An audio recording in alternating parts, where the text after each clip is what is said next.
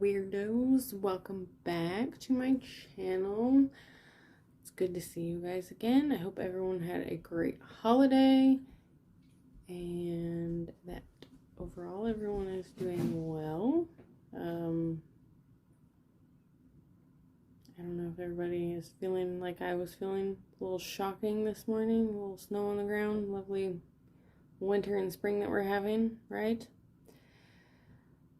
So today, first of all, before I start all that, I just want to say thank you so much for all of the love and support that went along with last week's video.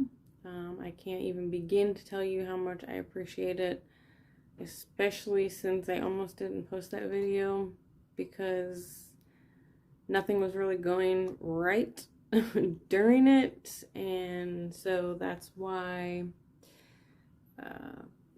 when it finally got posted, the quality was not that great. I didn't have very high expectations or hopes for it, so I honestly didn't put that much effort into the editing part prior to posting. So I just want to let you guys know that I truly, truly appreciate your love and support. And I hope that what I'm bringing today will help any of you who are curious or might need to start this journey of your own. If you know me personally, of course, after any video is posted, you are more than welcome to ask me questions regarding anything that I talk about. So today I was going to do a little more in depth on EMDR and my experience. I don't have a plan for the makeup. It's basically just something for me to do so I don't just sit here and stare at the screen and, you know, maybe by the end of it you guys will like what you see. I don't know. I'm still trying to figure out what my whole thing is for this, but I do enjoy doing it, so as long as I enjoy it, I'm going to continue to do it and hopefully help people along the way. So first of all, what I'm going to talk about regarding EMDR therapy is strictly my experience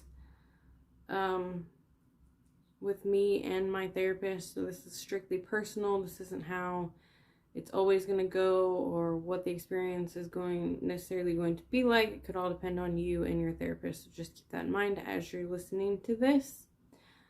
So first of all, if you would like more information or to read up on EMDR, what is it, how it can help, kind of the process, there is a book that was recommended to me before I started EMDR therapy, and it is called Getting Past Your Past.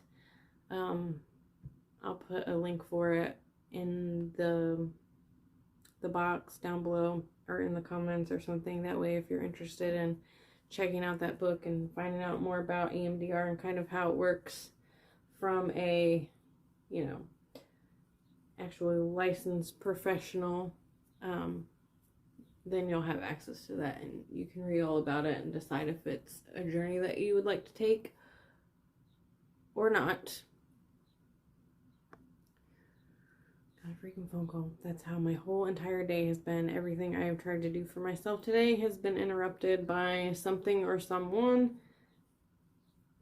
And that is why I'm sitting here doing this, because I want to. So I'm going to.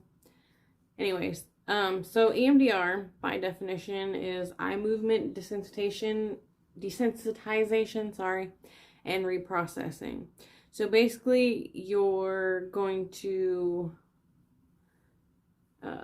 during this process, you're going to recall a distressing experience while doing some sort of stimulation, such as side-to-side eye movement. So like you'll follow something like this, or tapping either side of your body, One day when I went in and did it, I was struggling with the eye movements because I was emotionally blocking myself, because the first time that I did it, I wasn't expecting everything that happened. So the next time when I went in to do it, I was fighting against the process.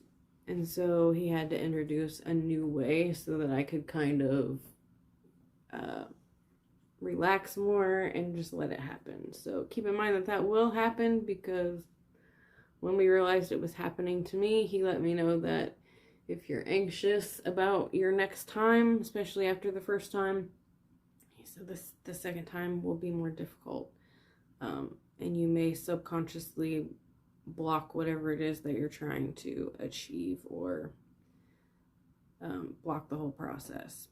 So basically, the idea is the more you do this, it'll eventually dampen the power of this emotionally charged memory or past trauma. So that's kind of the idea behind EMDR therapy and what it is. So in my personal case, when we started, I was given the assignment to think about events in my life.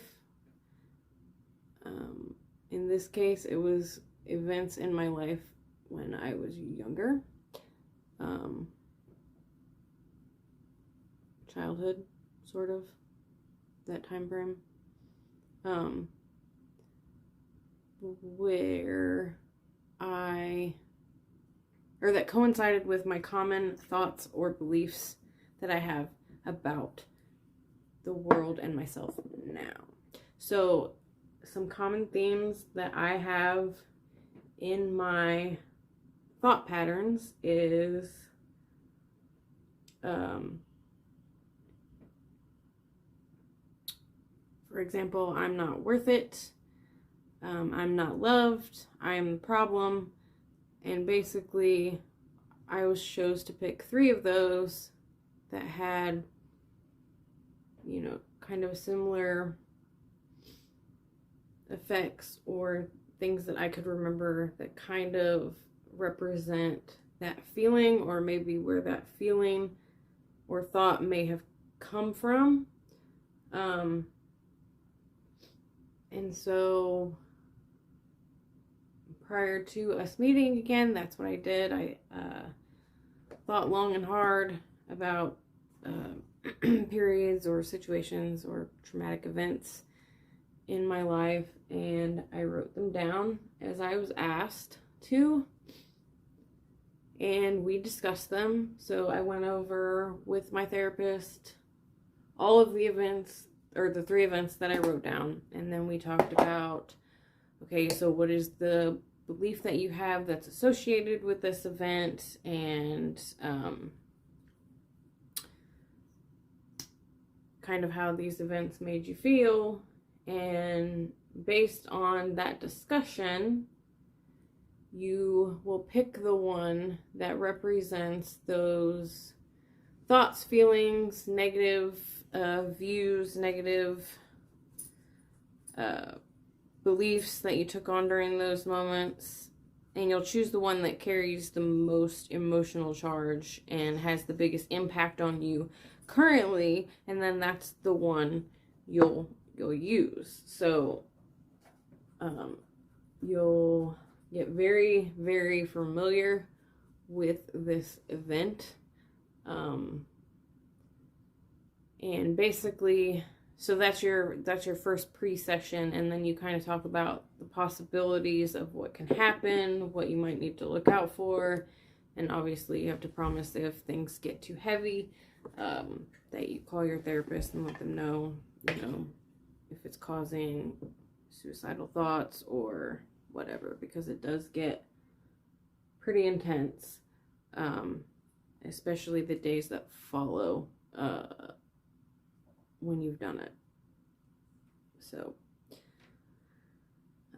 before you begin, so you're at your next session and you're getting ready to start your reprocessing again. And so what you'll do is you'll, you know, bring up that moment that you guys decided to work on or decided to reprocess. And basically, you'll sit there and you'll think about that moment. You'll bring it up in your mind, kind of like you're watching a movie screen. So, you'll visualize it, you'll feel it, and basically you're attempting to time travel back to that moment. And while you're thinking about that moment, they'll ask you to rate how that moment makes you feel.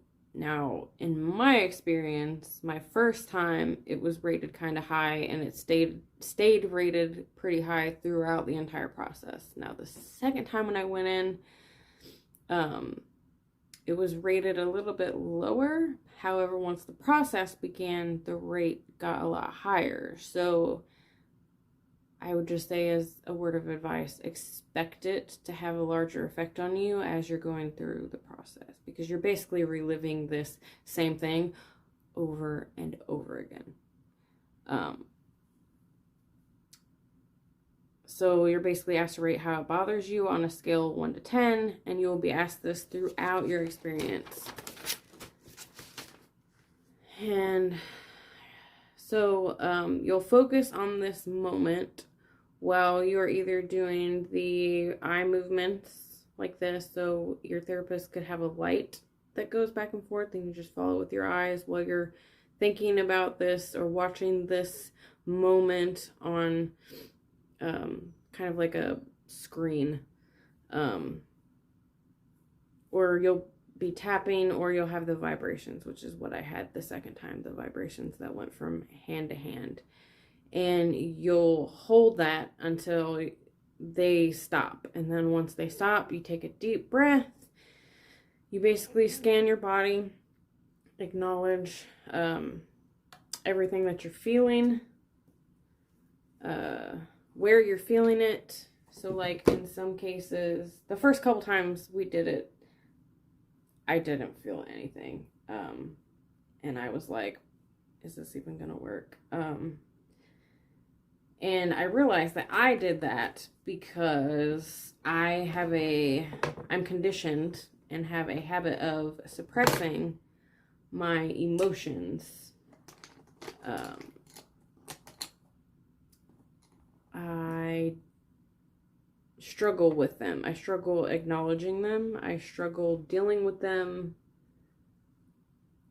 And sometimes it feels like I just don't understand them. And a lot of that is because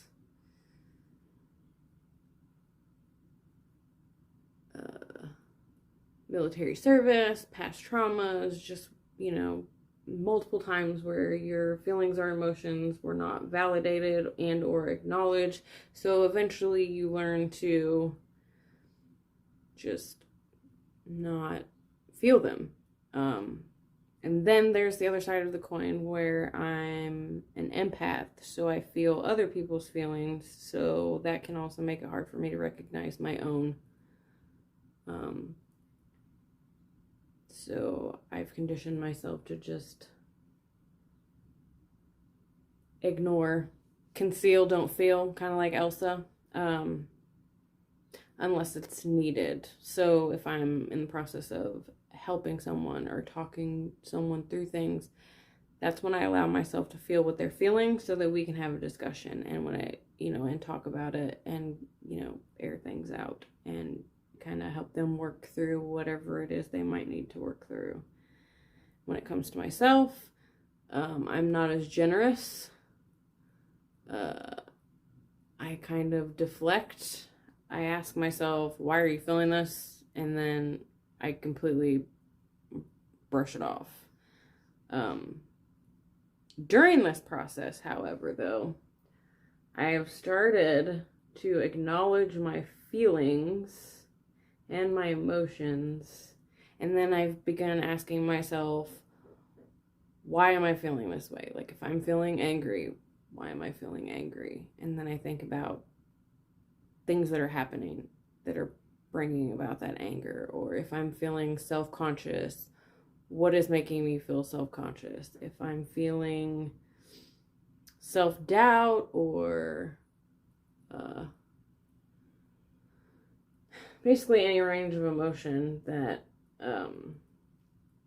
you could ever possibly be feeling, I start asking myself, you know, kind of, I'm gonna do that. Oh, I'll figure it out. I ask myself kind of, why are you feeling that way? And then I try to think about what's going on in my life that could be making me feel this way.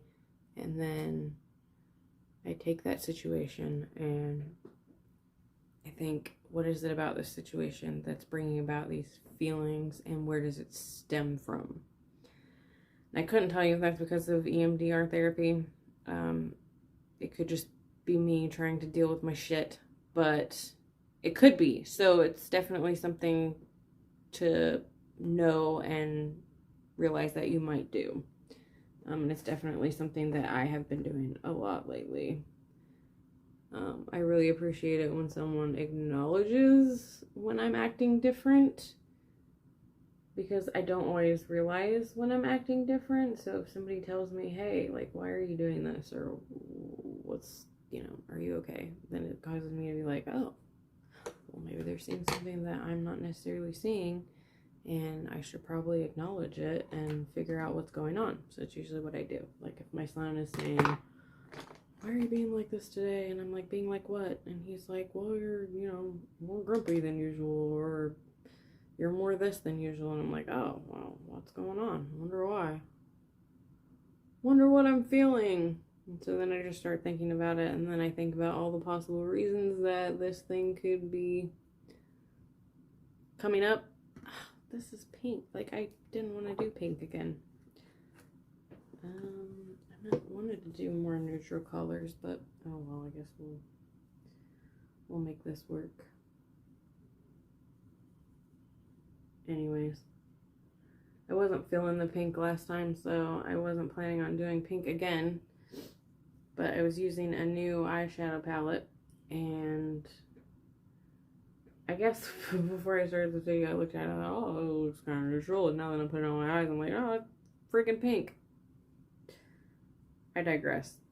Anyways, so it definitely causes you to take a look at a lot of aspects of your life, the lenses that you view things through.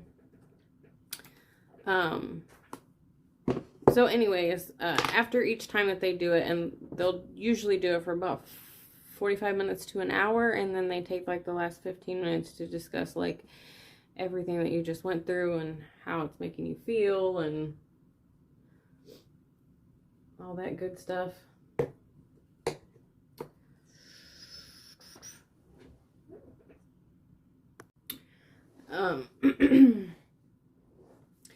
And so you'll discuss through how it made you feel. Like for me, it brought about a lot of anxiety. Reliving the moment made me feel very anxious. There were times where I felt like I was there, like physically there, like I was my child self actually reliving through this moment. And then there were times where it felt like I was standing there with my child self watching this happen.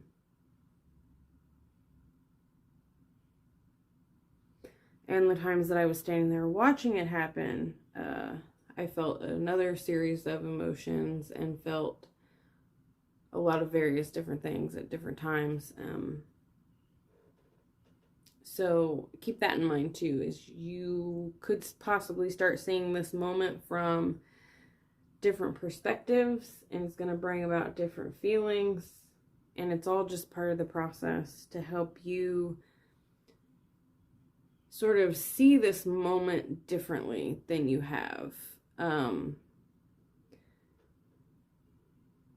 then your therapist should talk to you about those thoughts and feelings, and should hopefully validate them, and then give you a truth about those circumstances, such as posing questions like, you know, if you internalize whatever it was that was happened to you, and this very traumatic moment, which has now defined various aspects of your life,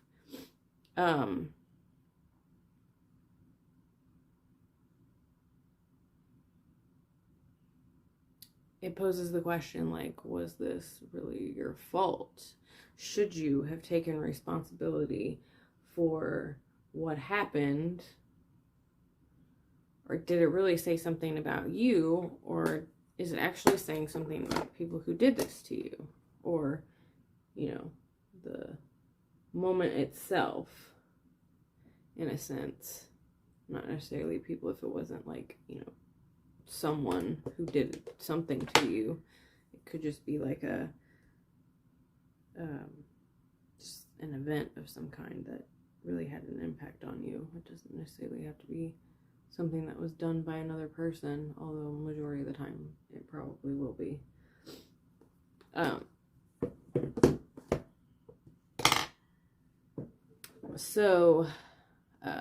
And then they'll remind you of truths like, you didn't deserve for this to happen to you. What happened to you was awful.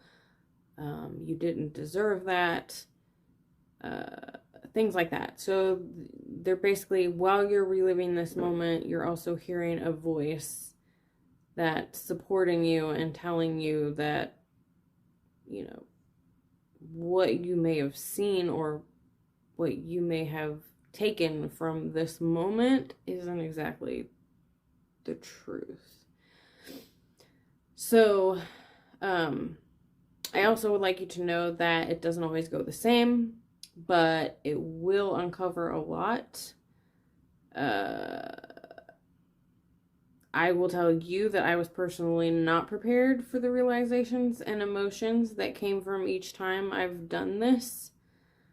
This far, I've only done it twice, but I have realized that I have based some of my entire views of life and viewed myself all based on this particular moment that we're using. It was definitely a defining moment of my life. It was happened at a very young age. And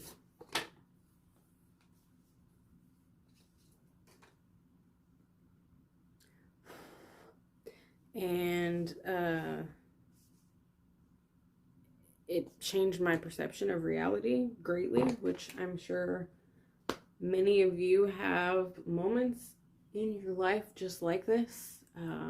Some are not as drastic, but everything that happens to us in some way, shape, or form is a defining moment of our life. But there are those things that happen to us when we're younger, or, you know, very traumatic things that will ultimately just completely change your perception of reality, whether that's about the world, about yourself, about love, about relationships. I mean, really anything that you have an opinion, a thought, or a view on. These moments can drastically change those thoughts, views, and opinions. And until you take the time to figure out the truth, or take the time to process or reprocess, in this case, what happened to you, then that's the way that you're going to continue to see things. And since this particular moment, I have believed that I'm not worth it, that I'm not loved, that I'm not cared about, that I'm constantly the problem, that I'm not a priority, that my feelings don't matter, only the feelings of those around me, and that's my responsibility. I still react to things the way that I did this particular day, and when I myself need help, I take care of myself. I run and hide, and I do the best I can to take care of myself. I still become that scared little girl that ran and hid, because I believe that no one else is going to help me. I have to rely on myself to help myself. And that's not the truth. None of which is true. None of those things that I just said to you are true. They're not. They're not true. They're false. However, at the time, that was my reality. And that was how my brain processed what was happening to me in that moment. Which is what happens to us during trauma. Our brain tries to process this thing or what this person is doing or this experience that we're having. And when it processes it, it doesn't process it correctly. It processes it in the rate that you perceive it. So depending on if you're young and impressionable, when you're a child, everything revolves around you. You don't understand that it's about other people. So when things happen to you traumatically as a child, you think it has something to do with you, and that's how you'll feel the rest of your life. The same thing can happen in abuse situations. Your brain is trying to process, why did this happen to me? And it will come up with, whatever at that particular moment and go, okay, this is why this happened to me, and this is what we need to do to fix it. Now, that thing may not be correct. Like, I'm not worth it, no one cares, I'm the problem, I'm the issue, no one loves me, no one likes me, I'm everyone's problem and issue. People aren't happy because of me. And whatever else that your brain, your issue or the way your brain processes something may not be the same as mine. But that's my thought processes, and those are the first things I go to, especially when someone's upset. What did I do? What did I do wrong? How can I help? Why can't I fix this?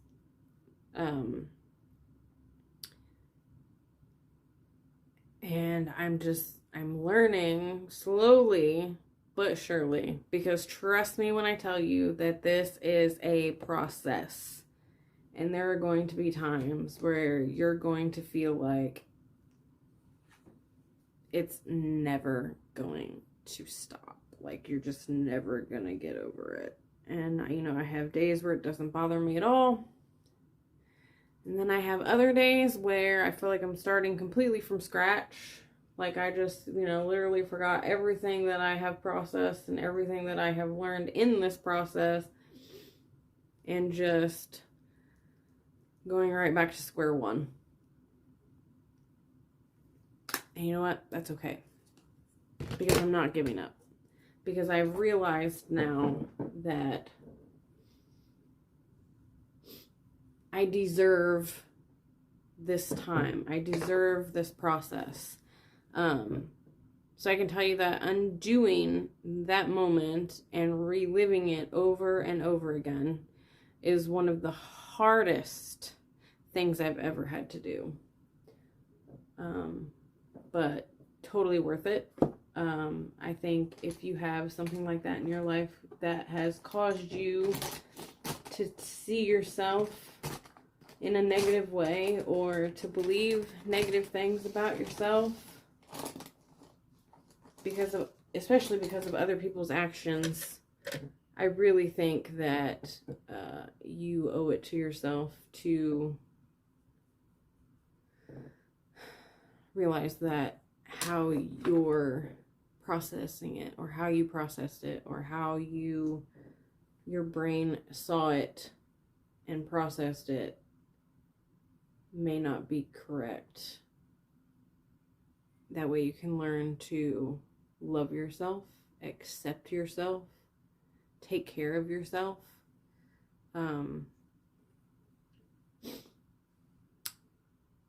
Keep in mind when you come out of... Oh yeah, speaking of taking care of yourself, I have just in the last week started to really take care of myself, and put myself first. Like, I am important. I deserve my time. I deserve to do things that make me happy. I'm still trying to figure out what some of those things are. And yeah, so I've been doing that. I'm learning to say no, or learning to say that I'm not feeling like it. I need to take care of me. And you know what? It makes me feel extremely selfish. It makes me feel like I'm doing something wrong. And it makes me feel like whomever I'm saying it to may not understand and think it's about them, which is exactly what I would do. And so it makes it very hard for me to do it. But I've had to make a very conscious choice to take those few moments for myself and not run as soon as someone, needs me or wants me or desires my attention if my attention is elsewhere. So, it has not been easy, but I'm doing it. And you can do it too. I would like to warn you that if you do decide to start EMDR therapy, I came out of my first session very drained, very emotional, very confused, very hurt, and my brain felt very scrambled. Like it had literally felt like somebody had been in my brain messing around, and I couldn't even form complete sentences. I couldn't think about anything except the traumatic event, because I had literally just lived it over like 5 times, 6 times in the span of 45 minutes and saw it from various viewpoints and felt various different things about it. So it was a lot to process. I usually have to sit in the car for about 20 to 30 minutes after a session just to be able to drive and function. The visual usually stays with you throughout the day. The days that follow can be very dark as you attempt to sort out all of the things that you were feeling and seeing and just trying to reprocess this event correctly. Dreams will most likely come. Try to remember them as best you can. They are part of this reprocessing, and they will have some type of information or something that you need to be aware of or conscious of, because your subconscious is trying to tell you things from the experience. I'm not putting anything on my lips because that completely screwed the whole vibe up last time. So, I hope you found this video helpful. And again, if there's any other questions regarding EMDR or things you would like to ask me personally, then please don't hesitate to reach out to me. I will answer them if I can. If I cannot, I will try my best to direct you in some way, shape, or form to get the answers that you need.